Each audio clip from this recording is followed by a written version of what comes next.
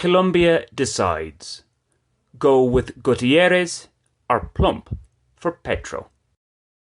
In just over a month, the 29th of May 2022 to be precise, Colombians go to the polls to elect their next president. There are two things that we can take as virtually certain at this stage. One is that the country's next leader will be a man. The other is that this man won't be declared the winner on the 29th of May. The reason for the latter is that for a candidate to win the presidency in the first round, he or she needs more than 50% of the overall valid votes cast. With 8 runners currently in the field for the nation's top job and polls showing no runaway favourite, it's pretty much certain a runoff will be needed between the top 2 candidates. That head-to-head, barring some dramatic game-changer in the coming weeks, will be between former Bogotá mayor and runner-up in the 2018 presidential election Gustavo Petro and Federico Fico Gutiérrez, former mayor of Colombia's second city, Medellin. Opinion polls have shown the leftist Petro with a relatively consistent lead throughout for some time now.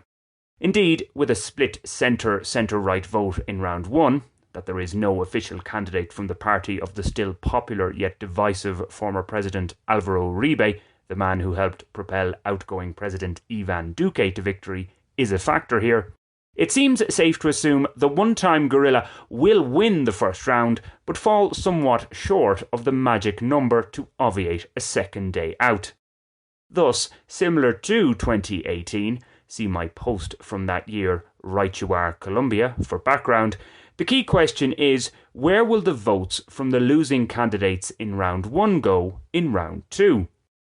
Most observers, backed up by polls do tend to be reliable in Colombia, suggest Gutiérrez, I'm loath to call him by the affectionate Fico moniker, will take the lion's share. This may be enough to get him over the line, but it looks set to be very close. Do note that traditionally conservative Colombia has never returned what one may consider a genuine leftist candidate. The country's electoral system does also allow for a valid protest or blank vote, voto in blanco. In the 2018 runoff, this took 4.2% of the overall votes, an increase of 3 percentage points from that year's first round. In one opinion poll in March this year, 16% of respondents said they would vote blank. With that in mind, this phantom candidate may play a decisive role this time. Another important factor is turnout. It hovered around 54% in both rounds in 2018, a rather high figure compared to all the other presidential elections this century.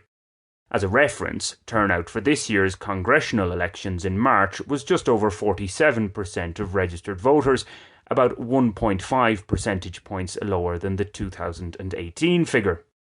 If turnout increases for this year's presidential election, the various controversies with voter registration in Colombia aside, and we guesstimate that this means a greater participation of younger voters, the belief is that this would be a positive for Petro.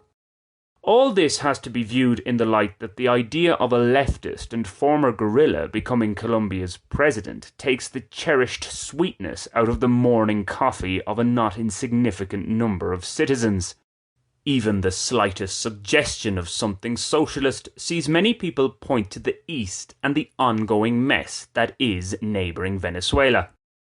That aside, and while Petro's mayorship of Bogotá was not without its ideological battles, one finds it hard to envisage a Petro presidency turning the country into the next Venezuela. Brother countries they may be, but the overall more conservative nature of Colombia means it is unlikely radical social change will occur here, akin to what we've seen in Venezuela over the last 20 years. In other words, Gustavo Petro is no Hugo Chávez Frías. Indeed, it could be argued that the most radical departure Colombians could take in this presidential election would be if voto in blanco won the day. That won't happen.